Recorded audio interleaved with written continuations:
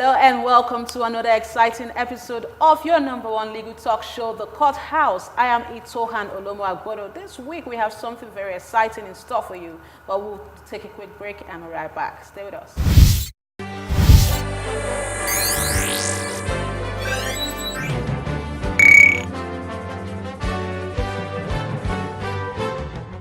If we have to give you anything, then we have to give you everything. Lava Plus Channel 465 is simply the best.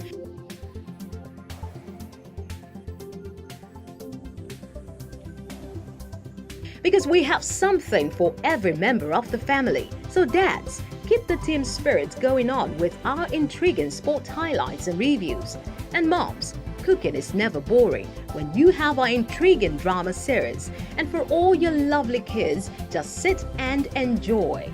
This, and oh this. I told you, we have something for everyone. Because we are indeed all about you. So keep it locked on Lava Plus Channel 465 on Star Times.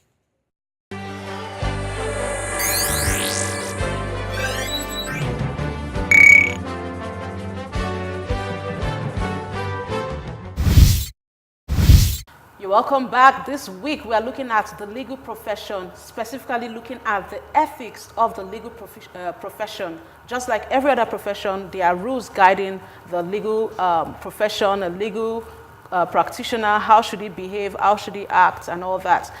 This week I'm joined by a very distinguished legal practitioner, Jimmy Abia, and he's a partner of Astute Attorneys. You're welcome to the show. My pleasure being with you, Itohan. Okay. So, how do I address you first of all as a legal practitioner? Oh, well, they say we should be addressed as for a man, Mr. Abia. Mr. Abia, simple, just like every other person. However, in Nigeria, you know that it's common for you to hear people addressing lawyers as barrister this, barrister that. We are actually a country that likes titles. We love titles. Everybody has a title. Is it that you're chief, or Tumba, Eze, Igwe?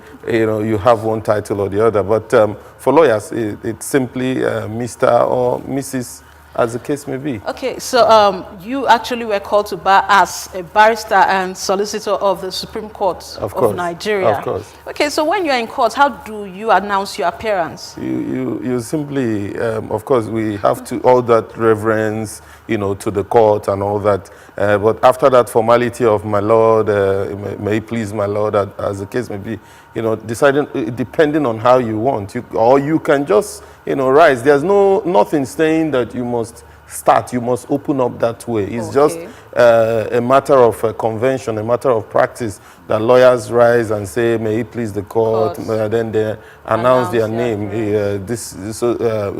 Mr.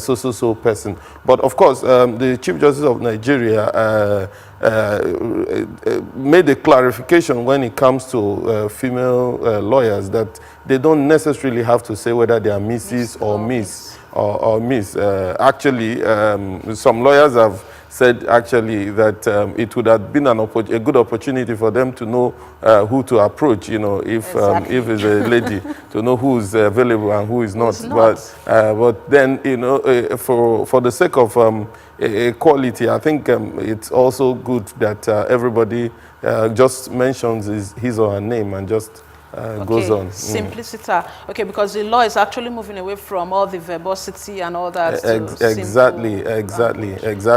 And in the past, we used to see lawyers as male. So we used to call the ladies gentlemen in the bar, gentlemen in skirts or something like that. Actually now there could be women in skirt and still practicing law. We could actually see that. So you find that even in other jurisdictions, a few lawyers do, also use it here. You can see people addressing a judge as my lady, or your ladyship, something like that. Yes. Okay. So now, based on ethics, legal ethics of the profession and all that, is there a code guiding the behavior of legal practitioners? Of course, there is a code. You have the Legal Practitioners Act, and embedded in the Legal Practitioners Act, you have the rules of professional conduct. And these rules of professional conduct actually stipulate what a lawyer is meant to do, the lawyer's duties and obligation to his client, and that to the court, and other conduct expected of a lawyer as a fit and proper person to practice the profession. Okay, so can you give us a few of those do's? What must a lawyer do? Actually, a lawyer is expected to exhibit professionalism in conducting his matters, in all his conduct. You see, when we talk about professionalism, first of all, if a lawyer is going to handle a case, the case of a client, he has to ensure that he does not put the profession into disrepute, in handling that particular matter. He has to ensure that he brings out his own professionalism, his expertise, having to read whatever is required to address the client's case, having to apply the legal principles as they should in addressing and in making a good case for the client. Now, in this regard, when lawyers talk about, or most lay people talk about practicing law, they refer to only those who go to court. Now, when you talk about exhibiting professionalism, it's not just in going to court. Exhibiting professionalism, even if you are preparing a document for somebody as a solicitor, even if you are, the person is practicing law within a company, within a corporate setting, anywhere that a lawyer is found, a lawyer has to exhibit professionalism in terms of conducting whatever briefs, whatever thing he has been that has been designated to him as a lawyer. As a lawyer in that professional capacity. Now, apart from that, a lawyer is also it's very similar. A lawyer is meant to exhibit diligence, diligence in conducting his briefs, and then also a lawyer is not expected. In doing this, a lawyer is not expected to assist in any illegal conduct. Okay. So you find that where a lawyer is trying to do a client's case, you see, there is this temptation to get overzealous and to attempt to do things that are not within legally acceptable norms. Yes. For the client, just to get the client out. Probably it is somebody who is alleged to have committed one offense or the other, and then you simply want to get this person out, and then you go overboard to do certain things to get the person out. By the rules of professional conduct, this is not acceptable. A lawyer must not assist in illegal conduct. You see, when people say lawyers are liars, I tell them that lawyers are not liars because they are not meant to descend into the scene when they are doing the work. What I mean by that is that ordinarily, lawyers are not even meant to give evidence for their clients. It's not acceptable for a lawyer to give evidence in court. Yes, on behalf of his. So at what point does the lawyer lie? The lawyer doesn't have to say anything. All he has to do is to, from the evidence given by the prosecution and that of, for a lawyer who is defending now, and then the evidence given by the defense, which is his client, then what he does is to merge it with the law, look at the legal aspects of it, and then address the court on that, telling the court why the court should go this way or the other way. So the lawyer doesn't really have to lie. Okay. The lawyer doesn't really have to lie. Like people think out there. And the lawyer does not lie. Jimmy Abi has been talking about the legal profession, the ethics of the legal profession, and he mentioned that the lawyers are professional in their conduct, they are diligent, and should not aid in any form of illegal conduct. We have our legal nuggets for you and our report. Take a listen. Legal ethics is a term used to describe a code of conduct governing proper professional behavior, which establishes the nature of obligations owed to individuals and to society. In order to maintain a license to practice law, attorneys agree to uphold the rules of professional conduct adopted by their jurisdiction. If your attorney has violated any of these rules, or you have any reason to believe your attorney has not acted in a professional manner, you should consider filing a complaint with the corresponding state bar association. For more serious violations, particularly when poor counsel results in an unfavorable outcome for your case, you might consider filing a legal malpractice lawsuit. Some terms to know. Commingling. This is an act of mingling funds of one's beneficiary, client, employer, or ward with his or her own funds, generally considered a breach of the attorney's fiduciary responsibility. Fiduciary. One often is in a position of authority who obligates himself to act on behalf of another, as in managing money or property, and assumes a duty to act in good faith and with care, candor, and loyalty in fulfilling the obligation. Confidentiality. This is the relationship between the lawyer and client, which guarantees any information shared by the client is treated as private and as such cannot be divulged to third parties without the client's consent. Common violations of legal ethics include neglect and lack of communication, commingling, solicitation, malpractice, among others.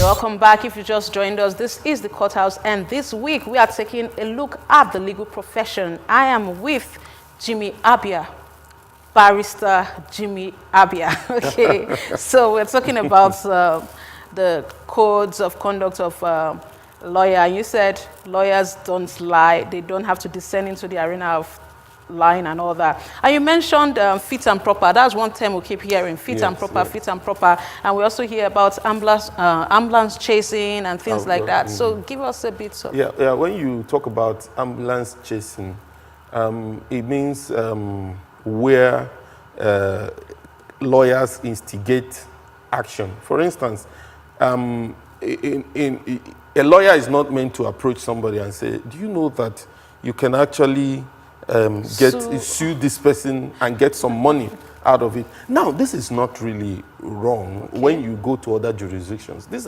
is done in even more advanced jurisdictions. I expect that with time, the legal profession in Nigeria will advance to that point. Stage. See, if this is done within certain prescribed ambit, I think there is nothing wrong with it. But as it is in Nigeria today, a lawyer is not meant to get involved in such at all. He has to wait until the prospective client comes to him and then tells him, please, I want to go to court, or I want to do this, or I want to do this. Then before he moves. Let me butt in a bit. The case of Gani Fayemi in the past and the issue of advertising conduct, bringing disrepute to the legal profession, Rules 33. Is that still existing today, rule against advertising? Well, no. It is no longer the way it was. The current, I can't remember the year, but the current rules of professional conduct, I have it, I will look at it and get the particular section. Now, when it comes to advertising, it has been watered down. That strict rule, that strict aspect of the rule has been watered down in the sense that people can now, lawyers in Nigeria, I'm not sure a lot of lawyers know this, that lawyers can actually advertise now. Yes, can actually advertise in Nigeria. However, it has to be within certain limited scope. It has to be within certain limited scope. So a lawyer, it's no longer like before, where a lawyer does not have to advertise. The only thing you can give is just a card. No, this time you black and white card. you can now advertise. It is allowed, but it must not be such as to bring the profession into disrepute. Of course, you cannot be mounting big billboards all around. About that, you still see tiny. Yes, it is still the tiny, but of course, you can now say, for instance, Jimmy Abia. In the past, you cannot say Jimmy Abia expert in so area. But now I can say confidently, Jimmy Abia expert in so area. Okay, do you understand? Exactly, consultant, expert in area, maritime law, and all that. So that scope, has been expanded. However, it is not yet. We are not yet where we should be as a legal profession, because other countries are far ahead. The opportunities for advertising in other countries have actually been made more broad than it is in Nigeria. So I expect that with time and with amendments coming to the Legal Practitioners Act and, of course, the rules of professional conduct, we will have more room, more leg room to advertise. Okay. So that's in mind. Is there any reform you want to see in the RPC, the Rules of Professional Conduct? Anyone, apart from advertising, what do you want us to see in the new code? Yes, I would. Okay, we've mentioned advertising. So I would want actually the scope to be expanded so that lawyers can do more advertising. Of course, not just like any other person. Of course, it can't get to that point where you now other jurisdictions, they're on TV telling you insurance, jingles, if your car gets jammed. Yes, they do such in other jurisdictions, but I would want that we do it, of course, something similar to what they do in other jurisdictions, but maybe not yet as wide and such is liberal. Yeah, that's the word. Not as liberal as it is. Just gradually moving to that point, but make it a little more liberal. Then again, when it comes to dressing, I would want some amendment to that. I would want some amendment to that. I mean, we don't have to be very restrictive when it comes to dressing. In other countries, even from where we got this, in the UK, they no longer wear the wig and gown and all that in all the courts. Robes, yes, you only put it on in criminal trials. In criminal trials in the superior courts. That's only where you wear it. Indeed, in the United States, it's not. You just wear your suit and your trouser, and then you go to court. But even in the magistrate courts, it's applicable here. We see just of course, we see that in magistrate. That is what we should have in even courts. Yes, even in all the courts up to Supreme Court. The only place I think for now, of course, it should be a progressive thing.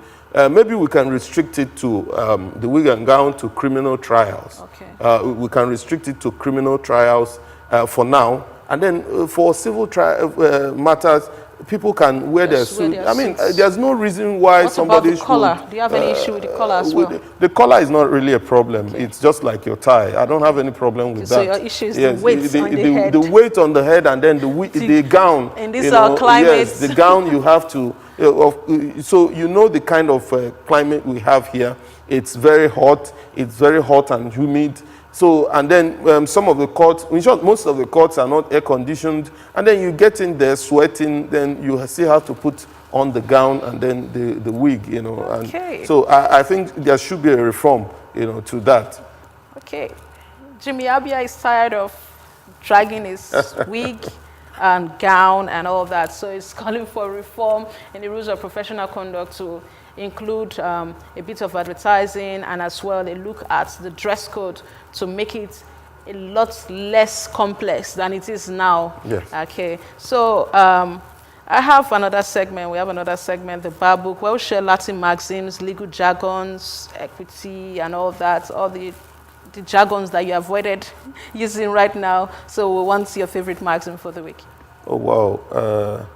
There's this nemo dat quod non habet. Nemo dat quod non habet. Yes. Tell us what it means. You can't give what you don't have. Okay. Yes. So, because I believe that you must have it before you can give it. You must have acquired something before you can give it. And this actually applies beyond law. It's actually a principle of life. Yes. It's actually a principle of life. So it's actually one particular maxim that I use in everyday life beyond even law. The law. Yes, yes. Interesting, interesting. So this week I'll go with bona fide.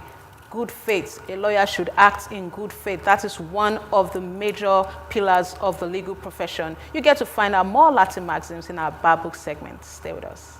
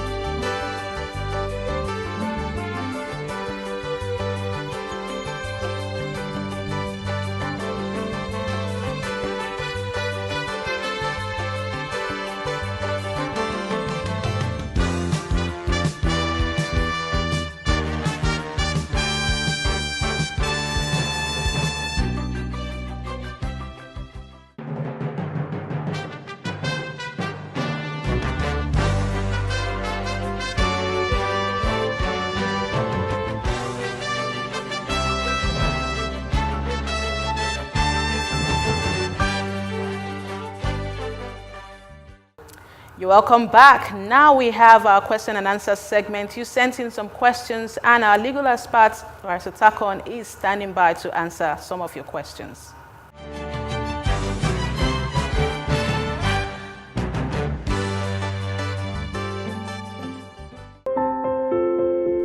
Bail is a process in a criminal matter by which the court ensures the attendance of a person accused of an offense and who has been arraigned before the court. Basically, what that means, in other words, is when somebody is arraigned in court by any security agency, it could be the police, it could be ICPC, it could be EFCC or any other security agency. Bail is a process by which the court would pronounce conditions to say that this person who's been brought before the court should have somebody stand in for him or have people standing for him who would ensure that he would show up in court and attend the trial. That is what bail is about in court.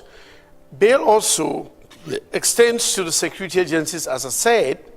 There's bail at the police station, there is bail at the EFCC, there is bail at ICPC, there's bail at DSS, and so on. So bail basically in all, whether in court or before these security agencies, is a process by which you're saying, you've been brought before us, we want to be sure that you'll be here to answer questions or you'll be available to face this allegation against you. And so we want somebody to stand in for you as your guarantor, as the world will call it generally, but in legal terms it is called the surety. The person who stands for somebody for bail is called the surety. That person is to ensure that the person comes. But if you're a person of substance or well respected in society, the court or that security agency could say, he's a well-known person. He's respected in society. He doesn't need somebody else to stand for him as a surety, so would release him on bail on what is called self-recognizance, that is based on your self-worth. As a human being, as a Nigerian, you say he's too much of a person of substance for us to require somebody else to stand for him because we know he can not run away from justice. That's basically what bail is about.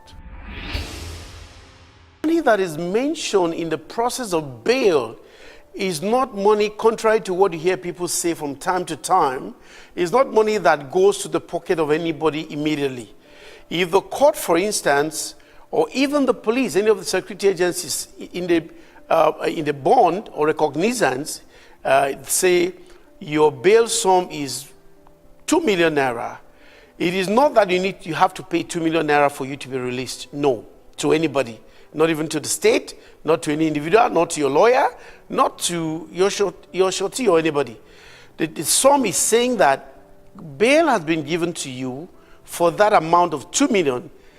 That means if they say with the surety in like sum, for instance, in court, it means if you're not available for your trial and you are caught or your surety is caught, he's liable to forfeit 2 million naira to the state for his inability to ensure your attendance in court. Same thing before the security agencies. Whatever amount that is entered in the recognizance or the bail bond, is the amount which that surety would forfeit to the state if the person for whom the surety stood does not show up to attend to his trial or to face questioning or the prosecution for that matter. So the money goes to the state eventually and not to anybody. That is only if the person fails, or what you say he jumped bail, which is the language.